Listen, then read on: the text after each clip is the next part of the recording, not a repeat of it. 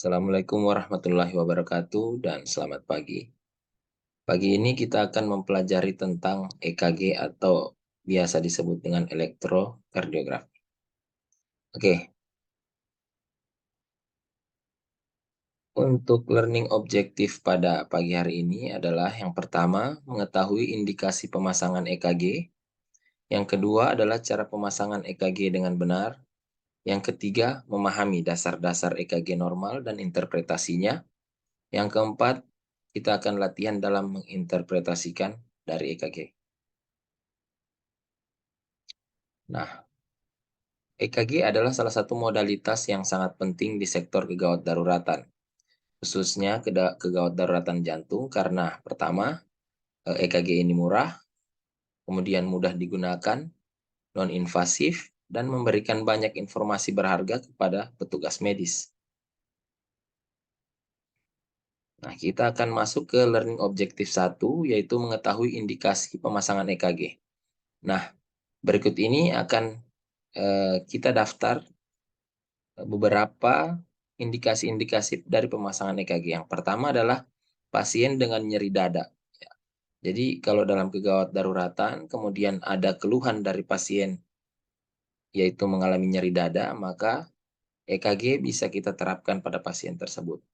Kemudian ada sesak napas, nyeri ulu hati, nyeri punggung, keringat dingin, mual muntah, pingsan, jantung berdebar-debar, kejang atau penurunan kesadaran, dan bahkan pada saat pasien itu shock. Untuk cara pemasangan EKG, kita bisa melihat gambaran seperti ini. Ada gambaran untuk prekordial elektroda dan ada juga limb elektroda. Untuk prekordial atau chest elektroda itu biasa ada kita sebut V1 sampai 6. Kemudian untuk bagian elektroda pada limb kita bisa lihat ada warna merah, kuning, hijau, dan hitam. Pemasangannya adalah seperti ini, V1, V2 di parasternal masing-masing pada sinistra dan dekstra, interkostal 4. Kemudian kita langsung memasang V4. Nah, V4 ini di CS5. Kemudian di antara V4 dan V2 kita letakkan V3.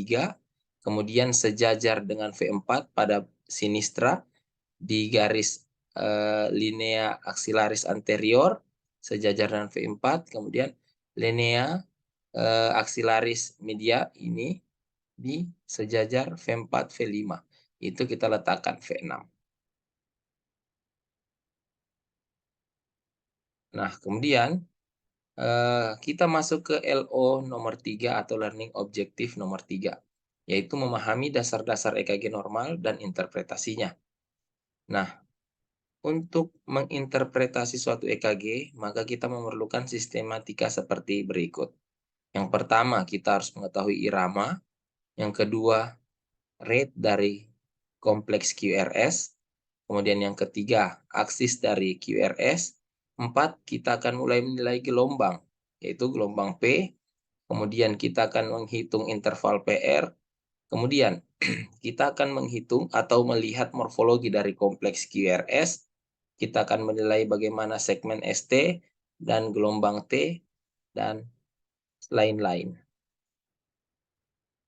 Yang pertama, untuk memahami EKG, kita harus memahami tentang kertas dari EKG itu sendiri. Nah, kalau kita melihat di sini, ada yang namanya satu kotak besar, dan di dalam kotak besar itu ada kotak-kotak kecil. Nah, satu kotak besar itu akan bernilai 0,2 detik. Sehingga kalau kita bagi sebanyak 5 kotak kecil, maka satu kotak kecilnya akan bernilai 0,04 detik. Nah, sedangkan secara vertikal, kita akan melihat bahwa satu kotak besar itu bernilai 0,5 milivolt, sehingga untuk satu kotak kecilnya, kita akan mendapatkan nilai 0,1 milivolt. Nah, kita mulai dengan irama atau ritme. Irama jantung yang normal adalah irama sinus, yaitu irama atau pola penjalaran impuls listrik yang teratur dan berasal dari nodus sinoatrial. Syarat suatu EKG dikatakan berirama sinus adalah setiap satu gelombang P diikuti oleh satu kompleks QRS. Gambarannya dapat kita lihat seperti berikut. Nah, kemudian kita akan melihat QRS rate.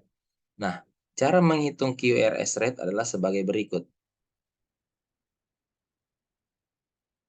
Tiap jarak kotak besar ke kotak kecil itu akan kita menjadikan pembagi dari 300. Jadi 300 akan dibagi oleh jarak R ke R di antara kotak besar. Kemudian untuk menilai kotak kecil maka 1500 akan kita bagi jarak kotak R ke R. Namun ada cara yang lebih mudah adalah sebagai berikut. Nah, kita akan mengingat step seperti ini. Untuk tiap-tiap kotak besarnya di step 300, 150, 100, 75, 60, dan 50. Jadi, kalau kita melihat seperti ini, maka jarak antara R ke R ada di sekitaran 300, 150, 100, 75. Ada di antara 100 dan 75. Sehingga kita bisa memperkirakan bahwa interpretasi dari rate-nya adalah di sekitar 75 dan 100. Untuk aksis yang normal, kita akan melihat di 1 dan AVF, sehingga tidak akan melewati AVF 90 sampai 120 melewati ini, kemudian tidak akan kurang dari minus 30 untuk aksis yang normal. Ini gambarannya, apabila kita mendapatkan 1, kita lihat gelombang R di 1, maka apabila 1 positif, kemudian AVF-nya positif, maka bernilai positif-positif, itu akan ada di aksis yang normal. Kemudian kita akan masuk pada gelombang P. Nah, gelombang P yang normal itu durasinya adalah kurang dari 0,12 detik. Sedangkan amplitudonya kurang dari 0,3 milivolt. Untuk lebih mudahnya, kita akan melihat di kotak-kotak kecilnya.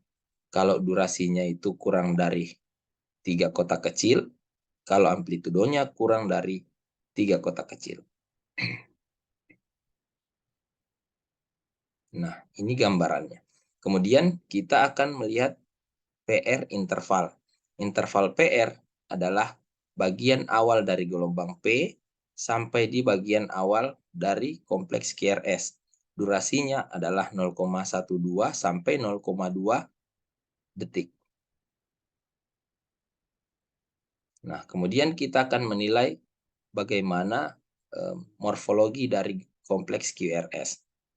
Nah, morfologi dari gelombang QRS ini ada gelombang Q, gelombang R, dan gelombang S. Nah, apa sajakah gelombang-gelombang tersebut? Gelombang Q adalah defleksi pertama kompleks QRS, kemudian gelombang R adalah defleksi positif pertama kompleks QRS, kemudian gelombang S adalah defleksi negatif kedua setelah gelombang R. Gambar-gambarnya dapat kita lihat sebagai berikut. Nah, di sini akan kita lihat ada gelombang R, kemudian RS, RSR aksen, QS, dan seterusnya.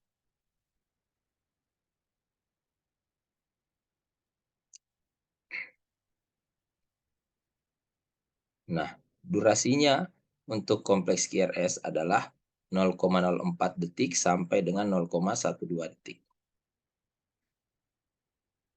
Kemudian kita akan melihat segmen ST. Normalnya, segmen ST berada di garis isoelektris. Nah, apabila berada lebih tinggi daripada garis itu, maka disebut dengan ST segmen elevasi, sedangkan lebih rendah disebut ST segmen depresi. Kemudian kita akan lihat di gelombang T. Di gelombang T, kita akan menilai amplitudonya. Amplitudo normalnya adalah kurang dari 2/3 amplitudo dari kompleks QRS. Nah, kita akan masuk ke bagian latihan. Latihan ini adalah bersama-sama akan kita lakukan interpretasi EKG. Yang pertama adalah gambaran sebagai berikut. Kalau kita lihat, kita akan melihat iramanya. Apakah irama dari EKG ini? Maka kita akan lihat apakah ada gelombang P yang mengawali kompleks QRS atau gelombang QRS diikuti oleh gelombang P. Jika ada, maka itu adalah sinus. Oke. Kemudian heart rate-nya kita akan lihat dari R ke R. Nah, kita akan melihat ada berapa kotak besar yang dilalui oleh R ke R. Nah, kalau kita lihat, maka 300, 150, 100, 75, 60. Di antara 60 sampai di 75. Maka bisa kita estimasi sekitar 70. Regularitasnya, maka kita akan lihat apakah reguler atau tidak, yaitu jarak R ke R selalu sama di setiap gelombangnya. Maka jawabannya adalah reguler. Per interval, kita akan lihat diawali dengan gelombang P dan sampai di awal kompleks QRS, berapakah detik yang ada terekam di EKG tersebut. Normalnya adalah 3-5 kotak kecil. Nah, 3-5 kotak kecil itu tidak melewati 0,2 detik atau 0,2 second.